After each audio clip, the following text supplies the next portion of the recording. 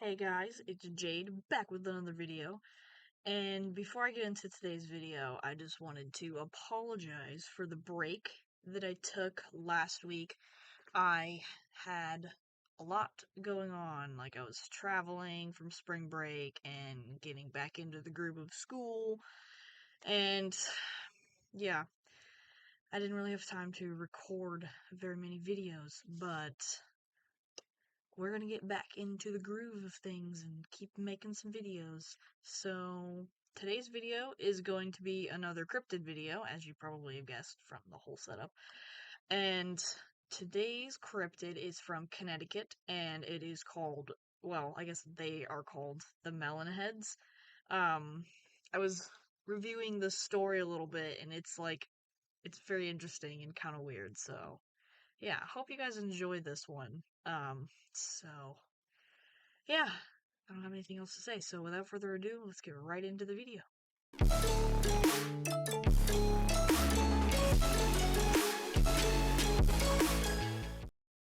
Alright, so the Melonheads. Melonheads, as I said, are from Connecticut, and they are apparently from Fairfield County, usually found around Bridgeport, Stratford, and Fairfield, like the town, not the county. And there's apparently been other appearances of them in the Midwest, in Ohio and Michigan, which is kind of weird. I've never heard of them, and I'm from Indiana, so that's interesting.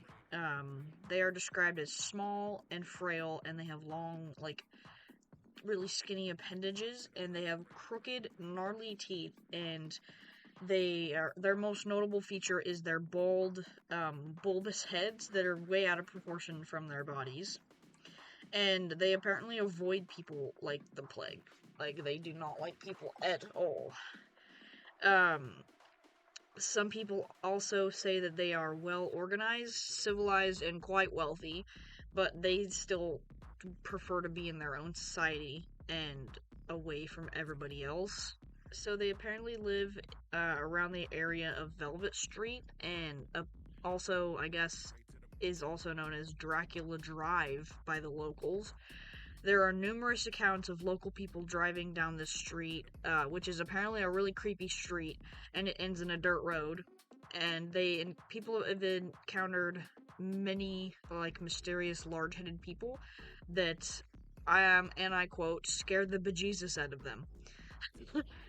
One account even states that one of the Melonheads stole a baby blue Granada, which they still drive in like maniacs late at night. That's, that's interesting. But people say that it doesn't seem like the Melonheads are dangerous, and there are no stories of people being attacked, by the Melonheads. They're simply just creatures that live on the edge of society, and most of them are afraid of people. And, um, people are afraid of them too, I guess, obviously. There are a couple stories concerning the origins. One originates around 1860 when a high security insane asylum located in Fairfield burned to the ground. All of the staff perished, but several of the inmates' bodies were never found. Speculation is that these are the descendants of the crazy inmates who escaped the fire, and they chose to live on the edge of society, becoming strange, malformed creatures as a result of constant inbreeding. There's also speculation about cannibalism when food runs short. That's great. We love that. And I guess there's a second theory that says they are the descendants of a family that was cast out in colonial times for witchcraft. I mean, Connecticut's not far from Salem, Massachusetts, so that's believable.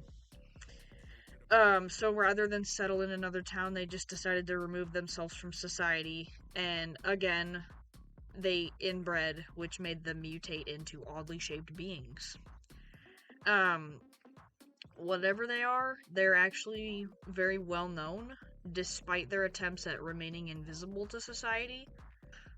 Yeah, there's not a lot of information on the Melonheads, so, I mean, that's really all I could find. So it's a lot of different stories. Like, one article said, oh, they don't like people, they've never attacked anybody.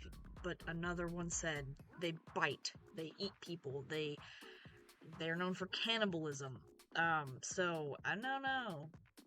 I mean, it's believable that people escaped from an insane asylum, but I don't know if I believe this one or not. But there is also separate origin stories concerning concerning Michigan and Ohio.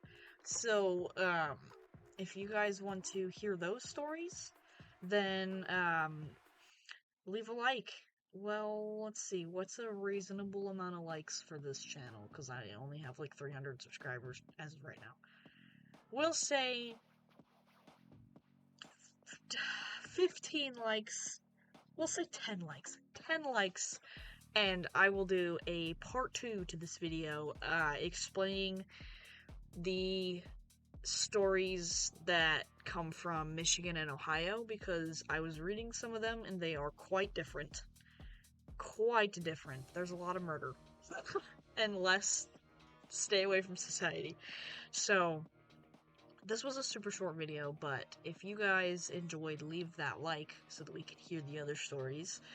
And that's all I've got for today. If you're from Connecticut and you've seen these little guys, I guess share your experience. Or if you're from Ohio or Michigan, tell me about it. Tell me about the melon heads. And then next week is going to be Delaware with the Selbyville Swamp Monster. So, looks like we're getting another creature-related thing, kind of like the monsters from Arizona and like Alabama. I'm sure this one won't look quite as much like Bigfoot, but it sounds like more creature-related rather than like paranormal.